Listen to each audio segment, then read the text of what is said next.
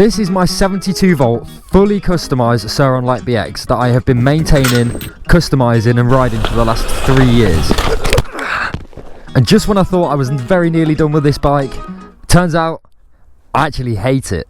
As of recently, I seem to have just fallen out of love with this bike, and I think I've done a few modifications which have turned out for the worst rather than the better. Something I'm constantly getting roasted for on this bike is actually the rear mudguards, and I'll be the first to admit they are not the best looking things. But when you live in a country that is wet like 80% of the time, the practicality of these mudguards is way more important than how they look. However, I think it is time that we gave the rear of this bike some attention. Reason being that this extended rear mudguard is actually sat down at an angle. It should be sat something like that. And since putting the seat lift kit on, the rear of the bike has just not looked right in my eyes. The rear wheel looks too small, the seat height looks far too tall, and then the floppy mudguard just seems to top it all off. So moving to the front of the bike, and something else that is making this build just look hella goofy is actually the front mudguard, and that is because the rear of the front mudguard is missing. But again, I think it's time we actually get rid of this mudguard. One of my favourite modifications I've done to this bike is adding the Race Nation graphics kit, and when this graphics kit was brand new, it looked fresh, it looked so good. But with riding the bike, cleaning the bike, and the fact that they've been on for over a year now, these graphics are looking tired, damaged, and definitely need replacing. It's not just the graphics kit that is making this bike look tired and aged. The rear tyre definitely needs some attention, the front tyre is in desperate need of some attention, and the seat cover is ripped, showing signs of wear and tear, and is starting to fade because of its age. The last thing that I think is making this bike look hella goofy and definitely needs changing is actually the seat lift kit itself. Every time I look at my bike, I just can't help but think it is the seat lift kit that is making this whole thing just look mega goofy. So with all these problems, I think it is time that we start phase 1 of the rebuild of the Surron Light B, aka the Surron Heavy B that I've been calling it, and this channel is going to see a complete fresh build of a Surron Light BX. Let's do it. The first phase is graphic destruction. I was sad to see them go, but I started ripping the graphics off piece by piece. It turns out these graphics are way harder to get off than they are to apply. To speed up the process, I used a mini heat gun, which definitely helped heat up the glue to remove the graphics.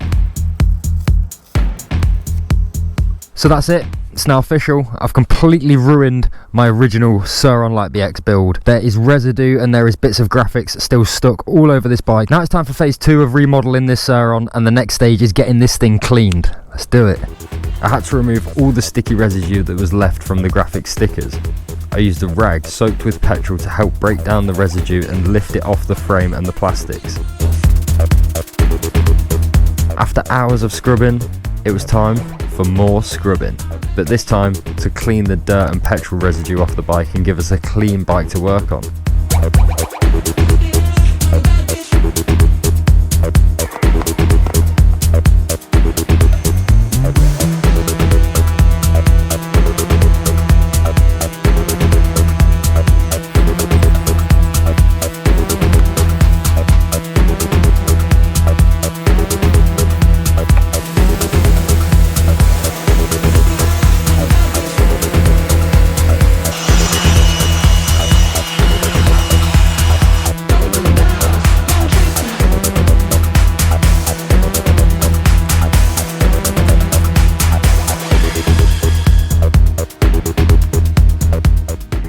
Bike now looking fresh, we can move on to phase 3 of the rebuild. We're starting by removing the front wheel, cutting some ties, and finding the biggest adjustable spanner I own. The reason for this is we need to crack loose the top cap of the right hand fork leg and replace the top cap. This is because I snapped the air bleed screw and it was no longer sealed.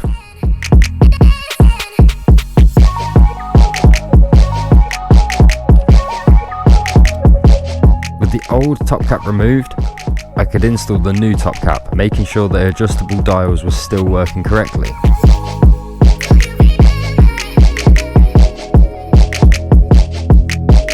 After reinstalling the front wheel, then I needed to remove the top triple clamp from the forks. This was so I could add a clamp which is made to help stop the frame from getting damaged and warped, which is a common problem with the Light B frames. I think Surron added this to later models as a stock part to prevent the issue from happening on the bikes that are newer than mine.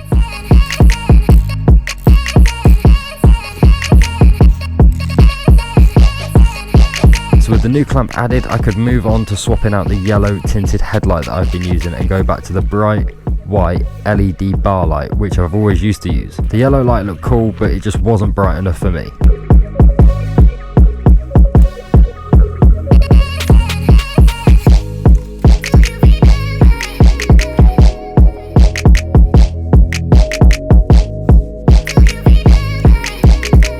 Moving to the rear of the bike, I started stripping down the parts in preparation to get this Surron looking right again. The first thing to go was the seat under tray. This was the original part that came on my bike 3 years ago. After removing the seat and rear mudguard, I removed the subframe and the goofy seat lift kit.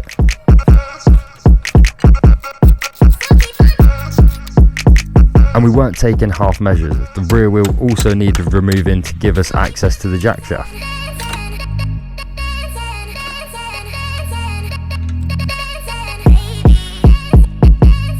So we are deep in full rebuild territory right now. This thing is a complete mess. There is things everywhere. And the whole reason we've taken this OEM standard jack shaft out of the bike is because I used to have this prickly jack shaft, upgraded jack shaft in the bike. But I discovered when I was giving it a service that 4 out of the 6 bolts which hold the sprocket to the actual jack shaft had snapped inside the sprocket and inside the jack shaft. So I've only got 2 bolts holding this sprocket on properly. But after a quick conversation with Prickly, they did agree to send out a brand new jack shaft for me to put on the bike, free of charge.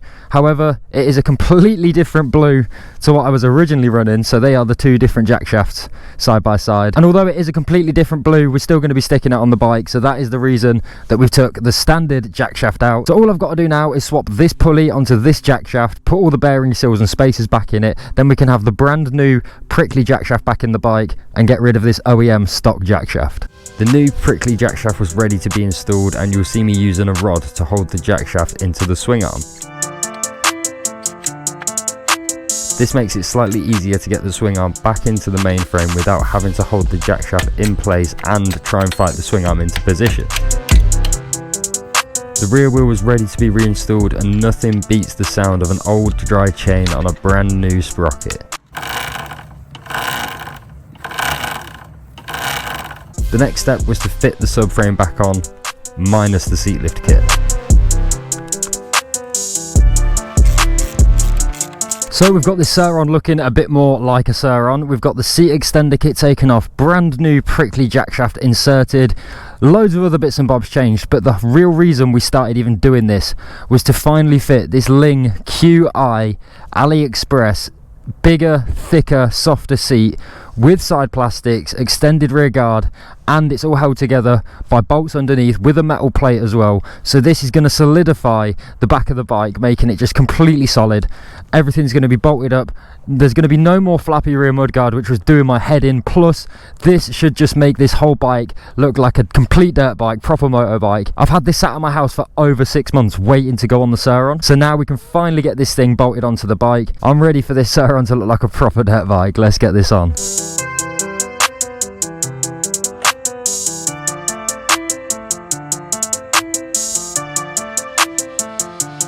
So I've instantly noticed at least 3 major issues with this seat kit that I've bought for my Surron. The first issue being that it covers the battery lid, and I like taking the battery in and out of my bike quite a bit, so this could be quite a big issue. The next issue is it doesn't actually work with the battery riser kit, which I'm going to have to use for my 72 volt battery now we've taken the seat lift kit off. And then the last problem is you can't even fit the under tray underneath the seat that's normally fit there, which we removed earlier, which also has the rear light attached to it, and it also has the rear mud flap that I use attached to it. So we have a handful of problems here that we're going to have to try and sort out, and I can only really see there being 1 or 2 solutions to this problem. Solution 1 is we put the seat kit back on and we just live with the fact that we have to take the seat off every time we want the battery in and out of the bike. Option 2 is we try and make the original seat fit with all of this plastics kit, because I'm desperate to try and use this kit. It looks so good on the bike.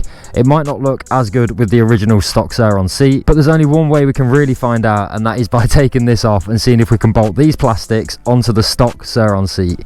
Let's try do it.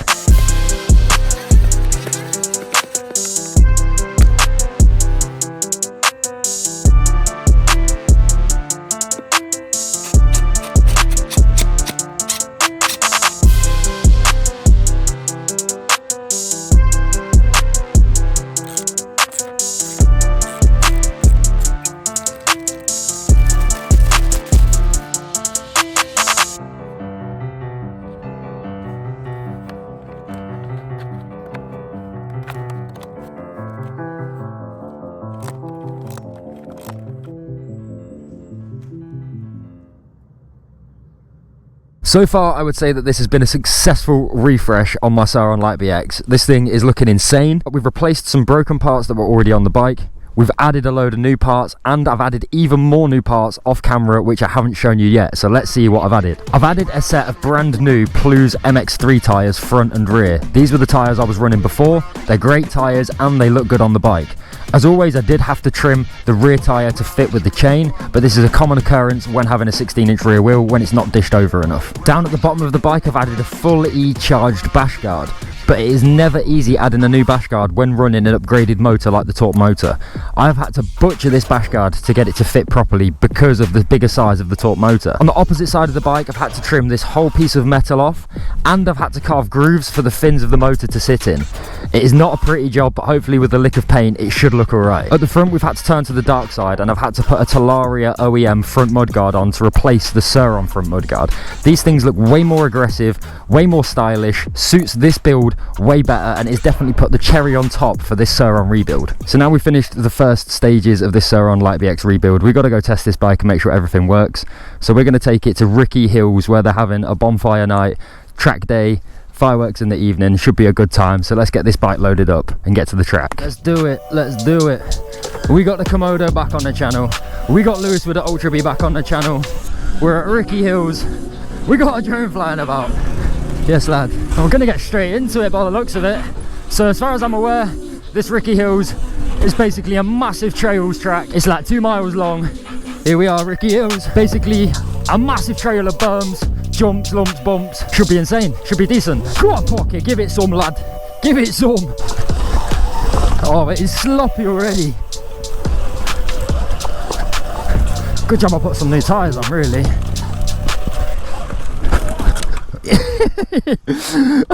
Come on, lad.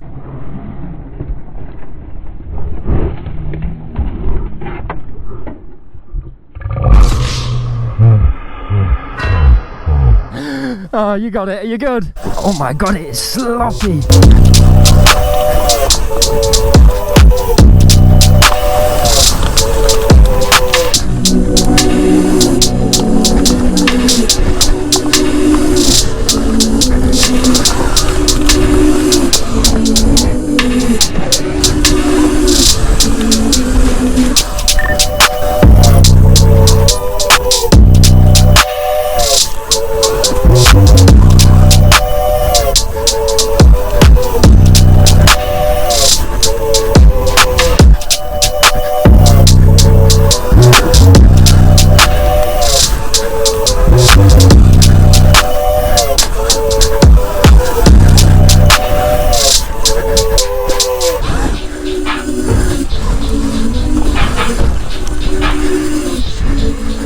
Oh, it's slippy.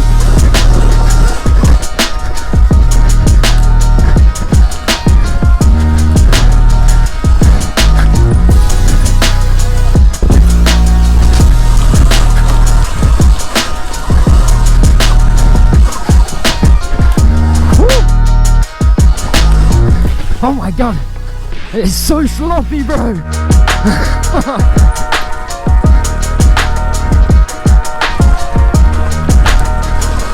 Oh my god, you can't even ride it. It's too sloppy. Far too sloppy.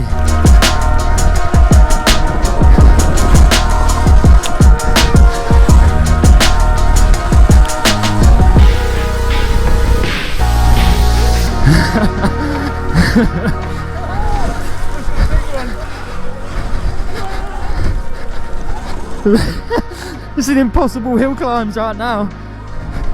Full send.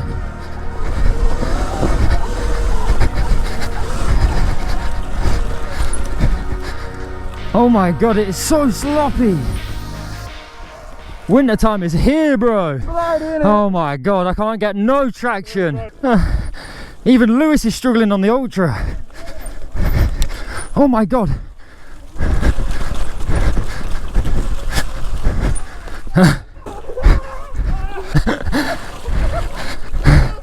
Oh my god. I'm not making it up that.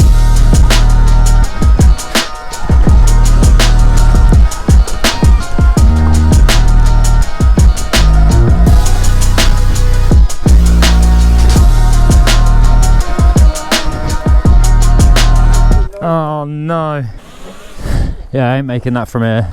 Much bigger run up if we're doing that.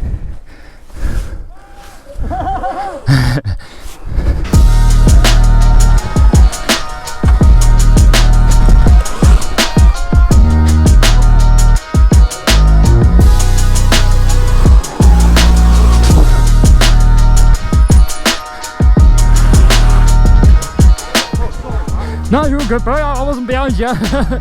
You're all good.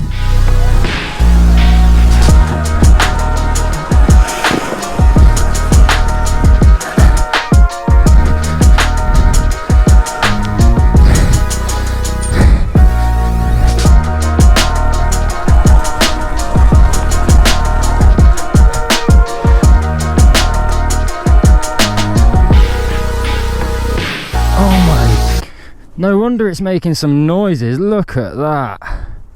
Yo, Jesus Christ. That is bad. Oh my God. That is just wedged. Look at it. What, mate? No, my bike is wedged, bro.